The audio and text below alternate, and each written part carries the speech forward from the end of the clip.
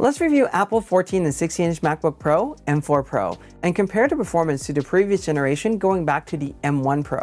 To answer one big question, if you're looking to upgrade or get a new laptop in this generation, should you go for the M4 Pro right away, or does it make sense to go to the previous generation and save a little bit more money? Let's find out together. This is ArtIsRight. As usual, I'll be sharing lots of information. Please pause the video so you can analyze the result yourself in addition to the analysis I'll be sharing with you. There is certain information that I may forget to share with you because I'm going to be going through this fairly fast. This is all self-funded. If you find the information I'm sharing with you helpful, YouTube super thanks work. If you want to support the channel, I'll leave a link to my tip jar in the description. A few things that you can definitely do to help out the channel is to subscribe if you haven't already. Like this video, this way YouTube algorithm will push this out to an even larger audience, and if you can, please share this video with your friends, with your colleague, with your photographer friends to at least 3 people, and if we keep doing that, this video and this channel is going to expand. And just remember that this is a one-person show, so definitely be kind when you see a mistake or something like that. I will correct them in the upcoming videos. With that said, here are the test system, and we're going to focus on the M4 generation. However, I'm also going to include just the regular M4 in so that we can see what the result and the performance is like. We're going to take a look at the base Pro silicon, or M4 Pro. In the 14-inch MacBook Pro, we're going to take a look at the top silicon, and I'm just referring to the silicon here, in the 16-inch MacBook Pro. And the variations on this really comes down to 2 more CPU performance core and 4 more GPU cores. We're going to talk about how much of the variation this really makes. The other thing to consider too is the memory bandwidth. This is a number that you can be aware of, but I would not necessarily look at this to really do a performance comparison, because from all these different generations, it really does not make a difference at this point in time, and it hasn't for a while, because in the Pro photography and video app, there's no app right now that really goes in and utilize CPU, GPU, NPU, and memory all saturating all at once. And even in Adobe program where it's supposed to use the NPU, it's not really doing that. And you're going to find that out in a little bit. Now, what I really like about these machines is that it starts at 24 gigabytes of memory. No more really having to like double if you don't want to. This is a good starting point. 512 gigabyte SSD, that's pretty healthy. On the base M4, we're looking at 16 gigabyte, and this is the upgraded stock configuration to 512 gigabyte SSD. So something to consider there. These are all the previous generation Pros, the Macs, which you're going to see the result of, and also the regular silicon from M1 to M3.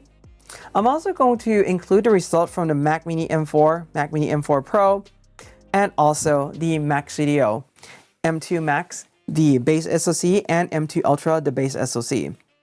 And some additional system going from M1, M2, and M2 Pro on the Mac Mini. There's a lot. And one more thing you're going to get as well is an Alienware M18R1. You can take a look at the spec there, but we'll include that as for some reference testing. All right, as usual, this is going to be a pro photography review, and what I really want to know is how these apps are running on the silicon, which is why I'm doing the single app testing. I mean, everybody multitask. If you do a lot of multitasking, just get more RAM on your system. That's all I have to say for that. All right, as far as test configuration go, I always get requests for, can you test this specific configuration or that one? Now, what about this upgraded memory? Most of the machine that I'm ordering now are going to be stock. If you want to order a machine and send it to me for testing, I'd be more than happy to do that and arrange something with you where I can give you some advice and also help you out. So definitely reach out to me if you want to do that. All right, at this point in time, I have to say that the effect of RAM and SSD is already known, meaning that we already know how the performance is going to affect the system on all of these components. We're already 4th generation in, and truth be told, Apple Silicon changes the way how the memory architecture works, but it doesn't really change the fundamental of computer per se in terms of just what does the RAM does on the system or what the SSD or storage really does on the system. All right, configuration and buyer's guide will be at the end. A couple things that I do want us to keep in mind is that I always make a point that the regular silicon without the Pro, Max, or Ultra attached to the end is something that I would consider to be more consumer leaning, meaning that can it really do pro workflow? The answer to that is yes, but it's not going to be very fast, and it's not going to be a all-around well-shipped that you want to use in your workflow. Should somebody ever contact you saying, we want you to do A, B, C, or D, some of these consumer-leaning ones can do the job, but it's going to take that much longer to do, whereas if you go with the Pro, the Max, or the Ultra, it's going to be able to finish the job regardless of what you throw at it. And that's definitely important and something to consider, and that's the reason why I recommend that. Now, as far as upgrading priorities, I would first consider amount of RAM you want in the system, and then afterwards consider the chip family. When I say family, I mean going from the regular to the Pro or to the Max or to the Ultra, so on and so forth. These are the sub-family group that you might want to think about. And the amount of RAM that you pick, it's going to dictate a lot on what you can and cannot do and what chip family you're going to be in. Then afterwards, I would look at storage size.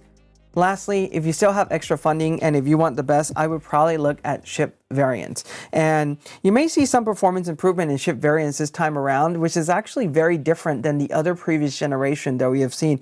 And the improvement may be a little bit more significant. So we're going to talk about that a little bit more too. And I'll probably do another video to conclude all this up. All right, initial impressions is that these machines are pretty much like what we're used to design-wise. When I'm testing these, by the way, I'm setting the power to auto. I might do a high power testing later on and see how it's going to work. But so far, in some preliminary testing that I've done, the performance is really identical to setting it to auto. The only thing is the fan would ramp up a little bit more. So if you're doing like long rendering session, it might help a little bit more, but it also would consume more power too. And I would not recommend setting it to high power, especially when you're on battery, because it will just drain faster and you're not getting that much more done. In fact, low power may be a little bit better when you're running it on battery. All right, the SDR or the max nit for the standard dynamic range can now go up to like 600, which also kind of serves as a pseudo HDR in a way compared to the 500 nits in the previous generation. And I also have a model that has a nano texture display, but because there is a lot to really talk about that, I want to do a separate video talking about nano texture display. Personally, I love it. I think it looks much better than the glossy displays that I have in my previous generation MacBook Pro. And there is some conversation about having a nano texture is not going to provide accurate colors. That is definitely not true. And even though it's nano texture, you can still calibrate, you can still use reference mode. And I like nano texture better because it's also showing you a more honest assessment of the image you're looking at without adding the perceived contrast and saturation on a glossy display. There's a lot to talk about that. That's why I'm making a separate video. All right, I ran a calibration for both hardware and software on all the silicon, the regular M4, M4 Pro, and M4 Max. It passed without any issues. On the software calibration, I use a CaliBright device with CaliBright Profiler software. And on hardware one, I use BenQ Palette Master Ultimate running with BenQ SW hardware calibrated display. Works without any problem. You can get good color on day one. Congratulations, we are good to go. Now, my advice would be if you're getting one of these, definitely set up as a new machine, especially if you're coming from an Intel generation. You don't want to bring in all those plists and all those files that you don't really need from the Intel binary into the Apple Silicon binary. I'll do a separate video talking about my setup guide a little bit later on. All right, this is how we read the specs on the system. You want to pause this, you can kind of see what we're really doing here. Now let's talk about SSD. My big thing about SSD is that the storage internally is fixed. You cannot expand that, although there's some micro soldering which voids the warranty right away. Don't recommend that, but if you want to choose to do that, you can. But anyway, storage can always be expandable via an external device. This would be an external SSD, a DAS, a NAS, whatever that may be, you have the option to do that. But definitely configure it so that you have some room to work with, because let's be honest, our apps are not getting any smaller. And the storage on the device itself is used for temporary storage or swap files too when your memory gets full. So configure your machine wisely, because if you need to upgrade down the road, it's buying a new one. I also made a video on the SSD speed, what you really need. I'll leave a link to that in the description. Definitely check it out. Oh, and one more thing too is I also released a video that is a guide on how I'm doing all these testing that goes a little bit more in detail. Link will be in the description too. Definitely check that out. But SSD, when it comes to speed and size, I mean, we don't really have to worry about the speed anymore because they're all running at the base speed now. Apple's now doing the right thing. They're using like dual NAND chip, even on the lower configuration one. So that's perfectly fine. When it comes to RAM in the system, this is definitely non-upgradable at all. There's no way to plug in an external device and expand the RAM, so definitely consider the RAM usage carefully, and I would definitely think about the modal, the way how you use your machine, and the amount of apps that you're really running. Especially if you're using Adobe apps, it takes up a lot of memory, so definitely configure it with more if you want a machine that lasts longer. If you're not really sure how much memory you need and you already have a Mac right now, look at how much memory you have in your current Mac launch. Restart your computer, launch Activity Monitor, go to the Memory tab, and take a look at this memory pressure throughout your day as you go through your workflow. See, if you're in the green, you probably go the amount that you have right now. If you're yellow or red, you definitely want to consider getting more memory on this new system. That's something that will help. Another thing you can do is use iStat menu. They just updated to version 7. And what I like about iStat menu is that you can go back on the history up to like 28 days. So you have a pretty good assessment of how much memory you are using in the system and how much pressure you're really using there. But anyway, it all starts out at 16 gigabytes at the minimum now. Finally, I'm really happy that we can see this. All the testing, by the way, are done on Sequoia 15.0.1 with all the new machines done on 15.1. I've done some reference testing between these two OS versions on the previous machine. The performance is close enough to each other, with 15.1 performing slightly better on some of the tasks, but it's not significant enough, meaning that it's not 5 minutes delta or 10-minute delta that I need to redo all the tests again. And we're talking about close to 20 machines. That's a lot of tests. Now, another trend that I've been noticing is that the apps and the computers have been slowing down over time because OS is now becoming more demanding. Apps is becoming more demanding. And this is also another, I would say, argument towards getting like a Pro or a Max SoC, because it's definitely going to last you much longer in that regard too. And you're going to start to see the result in just a moment.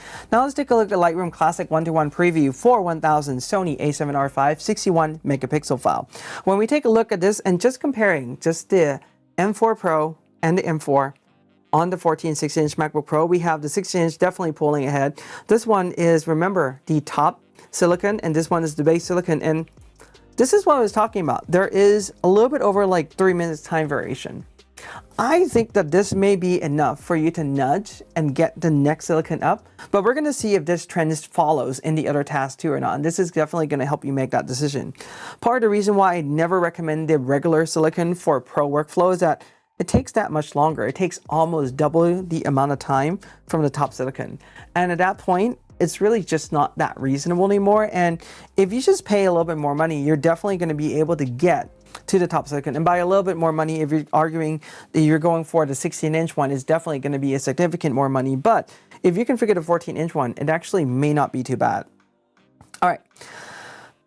When we zoom back a little bit more and take a look at this compared to all the Pro generations going back, we have the M4 Pro top spec, M4 Pro base spec, M2 Pro, M3 Pro. It's pretty much right neck to neck with each other, although the M3 Pro is a little bit slower. M4 and then the M1 is even slower than the M4 now. Something interesting to note there, that if you have an M1 generation overall, it may be time to upgrade.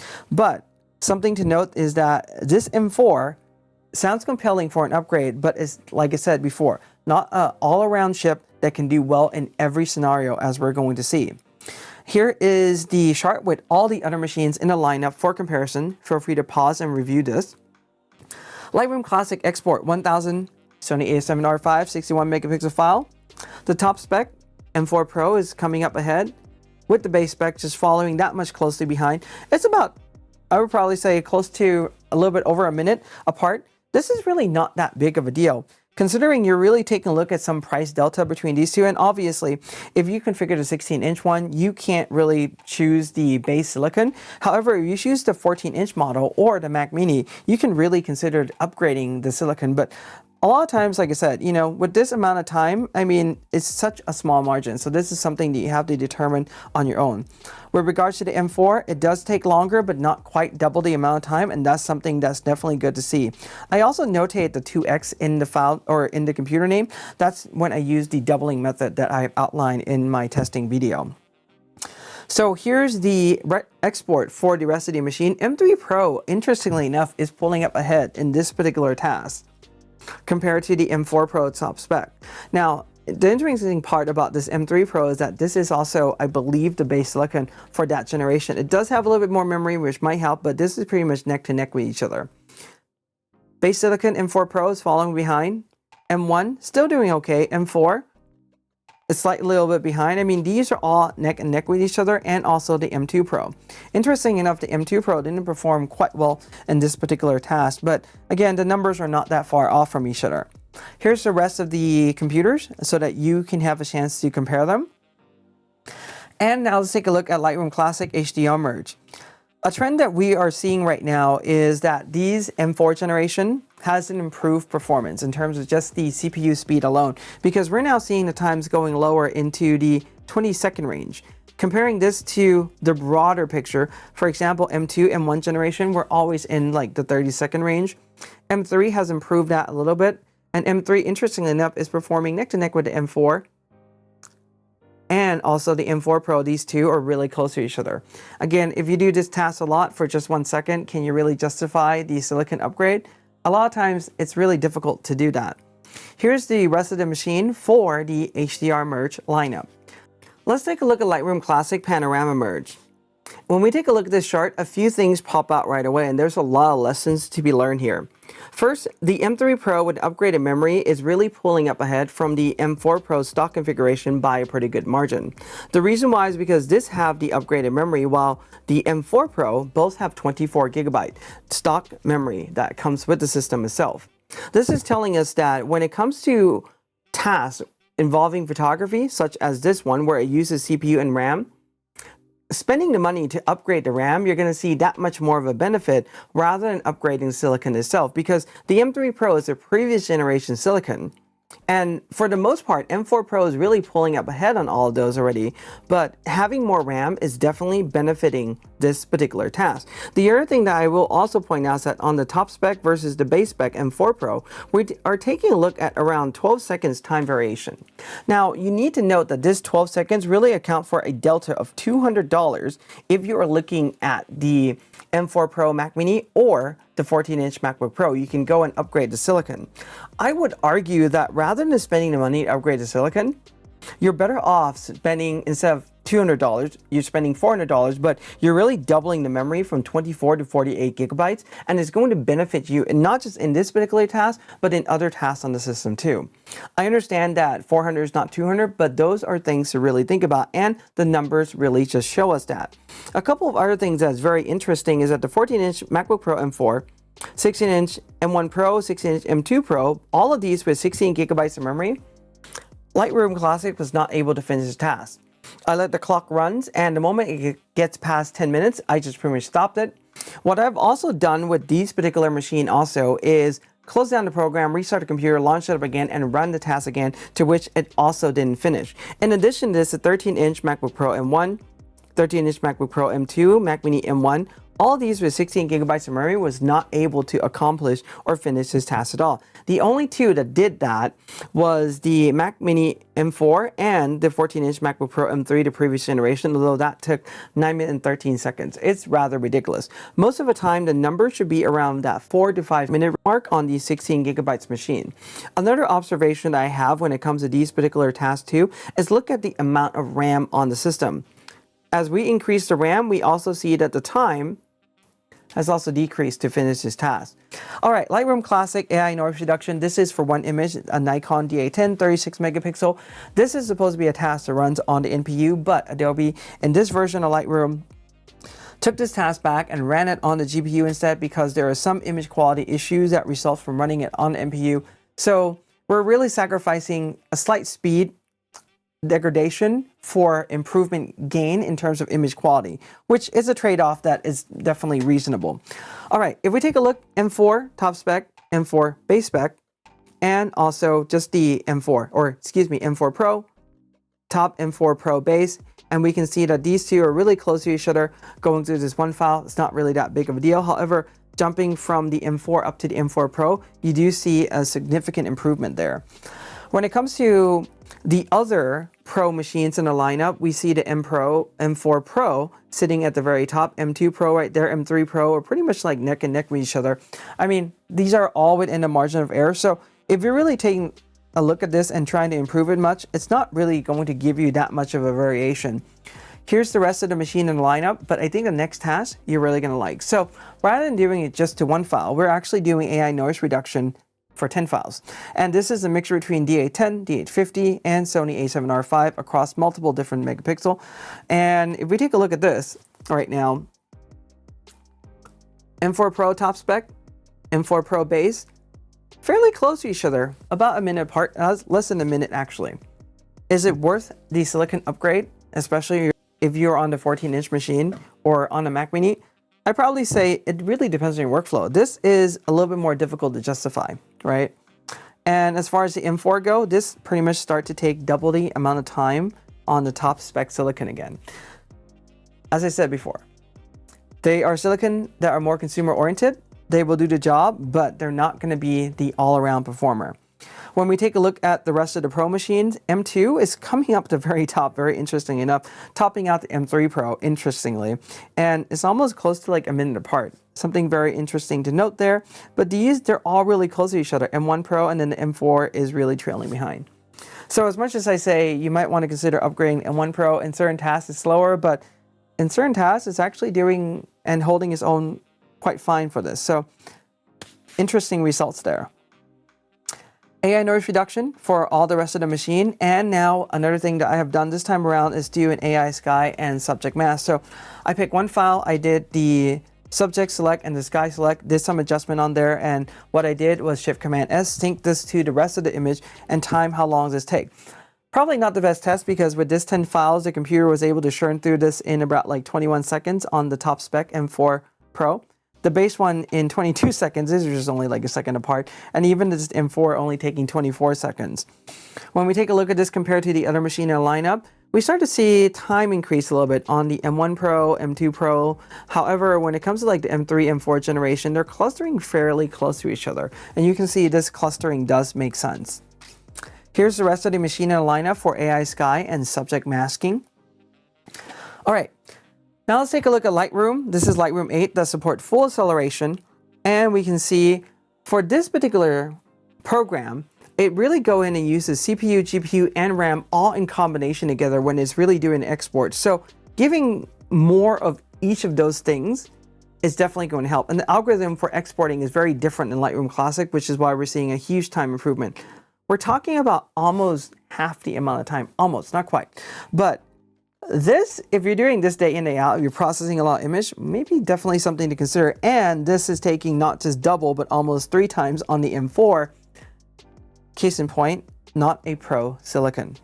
All right, for the rest of the Pro machine, we have the M4 top, M4 base, M3 Pro, which is holding just pretty much really close there, M4, and it's pretty much beating out the M2 Pro and M1 again. So kind of like up and down, right? What we think is supposed to be the logical scaling of these, especially when we compare multiple generation Apple Silicon, it's really starting to play out a little bit different now. So we really need to consider our workflow and what we do the most, which is why I test a variety of things in the Pro photography workflow. Capture One version 16.5.0.29. The preview is really good on Capture One now, I will say that. It's really going in and is rendering the preview much faster than Lightroom can. And my God, if Lightroom Classic can only improve this much, I would really love it. So M4 Pro top specs, base specs, we're talking about a 2 minute apart, 2 minute variation or a little bit less than that. And when it comes to the M4, we're just a little bit behind. It's not that big of a difference when you really take a look at Capture One, but that's just something to think about. What about the rest of the lineup, the previous generation Pro, how are they holding up? Well, the base M4 Pro is almost neck and neck with the M3 Pro generation. And with the M3 Pro right now, you probably get that at a better price point compared to the M4 at full price at this point in time, or M4 Pro. So that's something to think about. M4 again is beating up the M1 Pro by just a little tiny margin. And the M2 Pro is again a little bit faster than the M4. Minor variations, something to really think about. Here's the import for the rest of the machine in lineup. Feel free to pause so you can take a look at where your machine may perform. Export. This is a task where if we give it a GPU, it can really go and utilize it. And this is a GPU export only task. However, there is a point of diminishing return, and usually we see those in the Mac Silicon. If you throw in the Ultra, it's just terrible at that point. The Ultra doesn't really do anything for Capture One export at all, so it doesn't scale really well. But when we compare these 4 extra GPU cores, we're really talking about a minute or less than a minute improvement. And for that, I might consider saving the money. You start to see where this is really going. Take a look at the task you're doing. It's not an easy, justifiable, or recommended answer on how you should approach this. And with the regular M4, this is now taking double the amount of time. So yeah, like I said, not a Pro Silicon. Don't recommend for Pro workflow.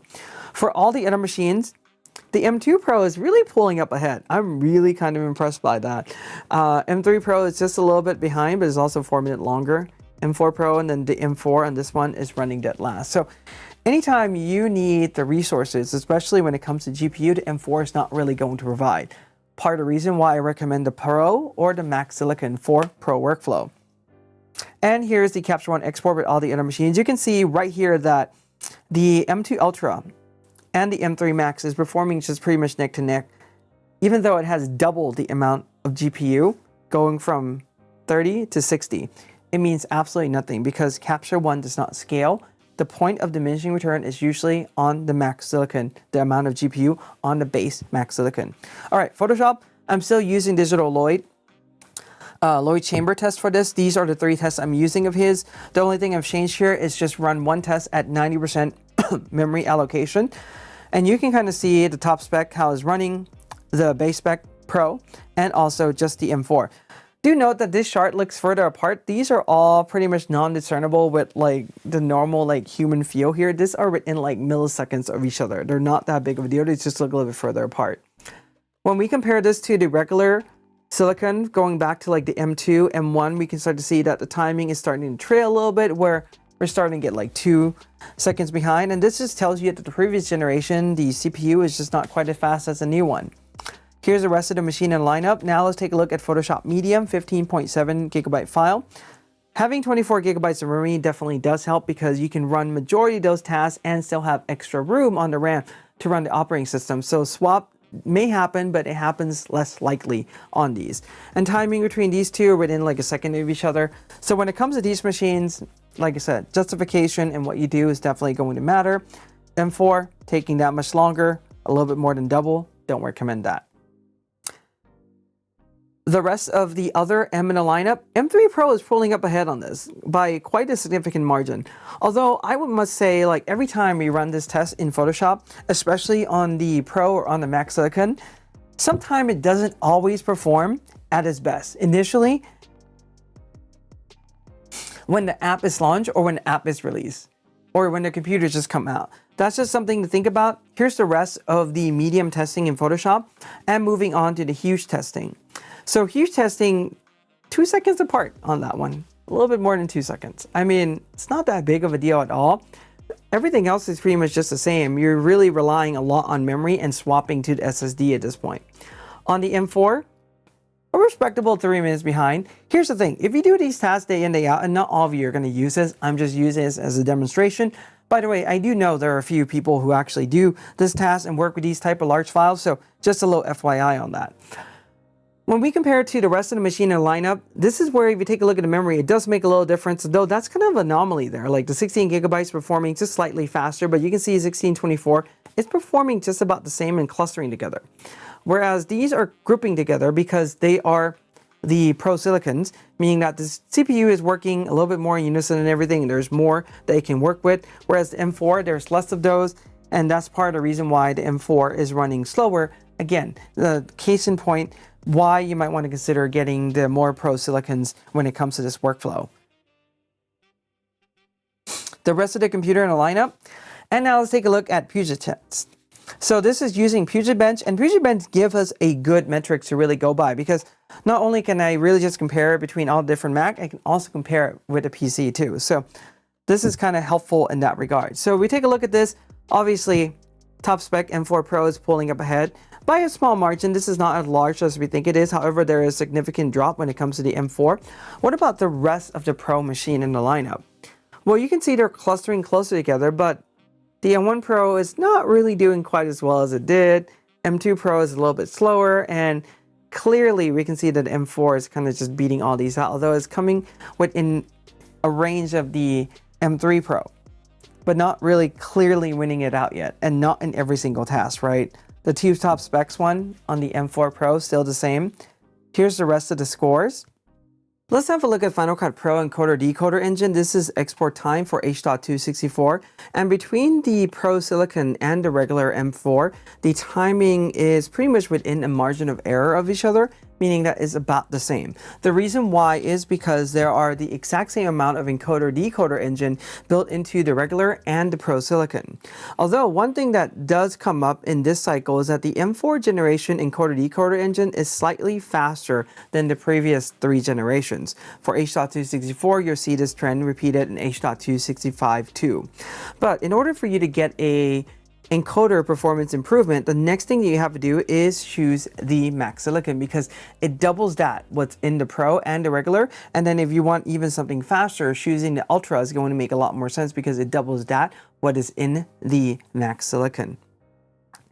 All right, H.265 timing are pretty much the same, and we can see that there is a slight improvement, although very little when it comes to H.265, but there is a slight improvement, and the way how it's clustering is also telling us that. And if we want a greater performance for this, we need to choose the Max Silicon. ProRes 422 timing is the same on those. Comparing with the rest of the machine, I mean, these are almost within a margin of each other. The M1 Pro, M2 Pros, and also the M3, you can see where the result is on the chart there. I mean, timing is pretty much within the margin, like I said. And when it comes to this task, you're really not going to speed it up by that much. Now let's take a look at AfterEffects. This is using Adobe Benchmark, and timing between these two, what it really comes down to with the top spec and the base one, this is using the CPU, because again, when you really try to go in and use the GPU, there are some color fringes, some things that happen artifacting, which is the reason why they disable it. And you're really looking at less than a minute apart, although you are increasing the time by a good amount when it comes to the M4 Silicon. Comparing this to the rest, the M4 is just a little bit above the M1 Pro, and the M3 and M2 are holding it on just fine. However, there is a significant speed improvement when it comes to tasks on video for the M4 Pro generations. AfterEffects H.264, this is for the rest of the machine in the lineup. Feel free to pause to compare the results. And Premiere Pro, this is using Puget Bench, and we can see the performance of these two are really close, whereas the M4 is pretty much almost half that in a sense. And we can see how the M4 is really scaling to the M1 Pro, M2 Pro, M3 Pro, but we can see that the performance improvement between M1, M2, and M3 generation is not quite as large as the gap we're seeing from the M3 leapfrogging to the M4 generation. So this is part of what's going to inform my decision, and I think some of you might already know that. I think if you're looking for a machine today, I would probably recommend, whether you're a photographer or you are a video pro, to just look at the M4 generation right away, because I feel that this generation is significant enough, but I'll leave that for the conclusion. You can pause to view the result for the rest of the machine here. And lastly is DaVinci Resolve. This is also using Puget Bench. Timing is very similar, or scores are very similar to each other. A little bit more than half on the M4, but not quite there yet. And if we take a look at this, M4, M1 Pro, M2 Pro, M3 Pro, and there is that significant jump going from the M3 Pro to the M4 Pro generation, even though that is just the base silicon. So something interesting to note there.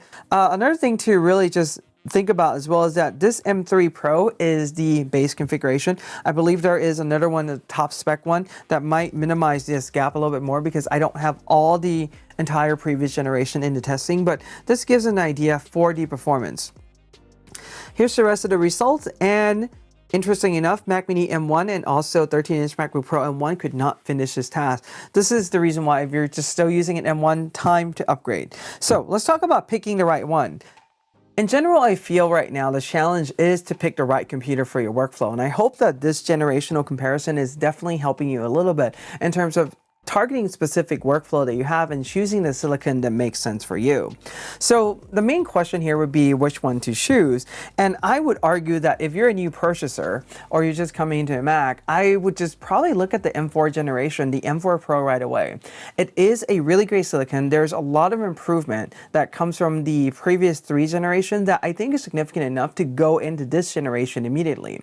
However, I will also say this: if you can find the previous M3 Pro generation for a good price, it may not be a bad deal either, and the performance are not too far apart. I mean, there are some gaps, but it's not significant, whereas, you know, the M4 generation is double the amount of time or anything. So those are some of the factors to consider when you're really getting into this platform or buying a new machine. Now, if you're upgrading, here are some of my thoughts. I would say if you are in the M1 generation, if you're the M1 Pro, M1 Max, I would definitely consider jumping into the M4 generation. If you're in the M2 Pro, M2 Max, I think you may have a little bit more room, a little bit more time before you really need to upgrade, so you have a little bit more room on that one. If you're in the M3, unless you really need to upgrade a component, I don't really see a big jump for you to really upgrade. You will get a better performance, but I think you're really paying a lot in order to get that exchange. So that's my personal thought on that one. Unless you need a component upgrade, to which it might make sense to upgrade from an M3 Pro, M3 Max to this upcoming generation M4 Pro or M4 Max.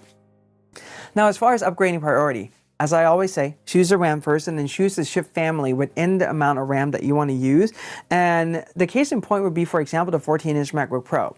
You can upgrade to 24 gigabytes of memory, and if you do that, you now have two chip options, the regular one or the Pro, and we're going to take a look at that in just a moment. Choose the SSD size, and then afterwards, then look at the variants. If you want to upgrade the components, you can, but you can see that upgrading from the base SoC to the top SoC within the same family, depending on the task, you're not always going to see a significant improvement. For photos, you may see a little bit more. For video, you're not going to see that much. And when it comes to video, you may be better off just going from a Pro to a Max instead because of double encoder-decoder engine. So let's take a look at some of the comparison. This is the case in point I'm making. This is a regular M3, and this is the M3 Pro. If we bump this up to 24 gigabytes of memory to match that on the base configuration for the M3 Pro, you are within $200 from here.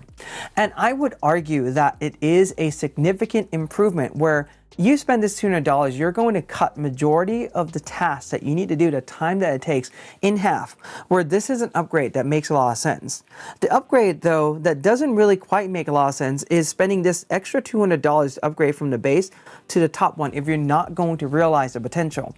This is where I would go back and look at the performance comparison based on the workflow and what you plan to use your machine in. I would say that you're going to see less improvement from this compared to the improvement coming from the M3 to the M3 Pro. Both of these, by the way, are the M3 Pro. So those are some considerations. Now, the one last thing I do want to cover on this is a nano texture display, which I highly recommend.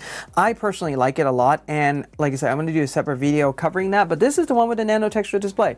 It looks really closely to a BenQ SW display in terms of coating, although this one diffuses the light a lot more than this one, but nonetheless, you're not really seeing the reflection in the environment right now. You're just seeing that diffused light, and you are still getting accurate colors from there. We're going to talk about that in a separate video.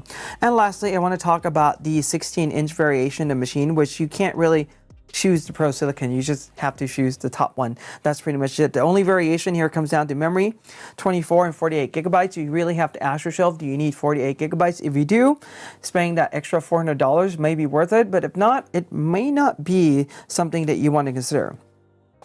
Now, when it comes to this chart, based on the workflow, I have a good, better, or best for you to really choose from. There you might see a gap right now because I haven't really reviewed or talked about the M4 Max generation yet. So those would be the variation and things to consider, but this is what we're looking at right now. For Lightroom Classic, Ultra is still the best to go. Max is still like the better option because a lot of these tasks now can go in and utilize the GPU. When it comes to Photoshop, it's kind of like a bit of a mix. I mean, M2 Pro, M1 Max are kind of like in the good category. You start to get into the better in terms of like the Max there, and then the M3 Pro and also the M3 Max is in the best. Probably the M4 Pro has to really go down here. I need to rearrange that chart a little bit, but you do get the idea. We'll swap places between these two for the time being. All right, we'll do that. And when it comes to Capture One, I put in the M4 Pro in there as like a good option because the performance is very similar to the Max in multiple different aspects. However, when it comes to the GPU export, it's really not quite there. I still genuinely feel that if you use Capture One, you want to get the best performance out of here, I would choose the Max Silicon and choose the base configuration because that's going to give you the best performance for import, and also Capture One is going to be able to utilize the GPU that are on the system and realize the potential of it rather than just spending extra money on more GPU that the app can't even go in and use it. And when it comes to video workflow, I put in the M4 Pro in there, although I genuinely would still recommend choosing the Max or the Ultra Silicon. The reason why is because I like the double encoder-decoder engine. And when you need to do a lot of work, you need to move fast. Having those double encoder-decoder really does help. Now, as far as RAM goes on the system, I think this is one of the very first time where the minimum is a good amount for anyone to start out with that you might not necessarily need to upgrade. If you do want to upgrade, you're going to see the performance potential, but for once, at the similar price for the previous generation models, we have an upgraded RAM that comes standard at 24 on the Pro or 16 on the regular M4, I think that's pretty good for us to start out with. As far as SSD go, recommend 512 at the very minimum. The Pro already has that. The regular starts at 256. Probably want to upgrade. And lastly, the SSD, I recommend getting a 1 terabyte SSD to go with your system because everything is getting larger. You want to have a little bit more room to grow. So here's the upgrade path. It's not fully complete yet because we haven't talked about one silicon yet, and that is the M4 Max. So I'm teasing the next video where we're going to compare the M4 Max, very similar to what we're doing, top to the base, and also comparing with the previous generation Max and seeing how they perform, and you'll get a chance to compare everything too. So that's coming really soon. Stay tuned to the channel for that before we talk more about this upgrade path. And on that note, if you have any questions or comment, leave them in the comment section. Give this a like, subscribe, and hit on the bell if you're new. I hope that you find this helpful. I'm Art, and I thank you for your time.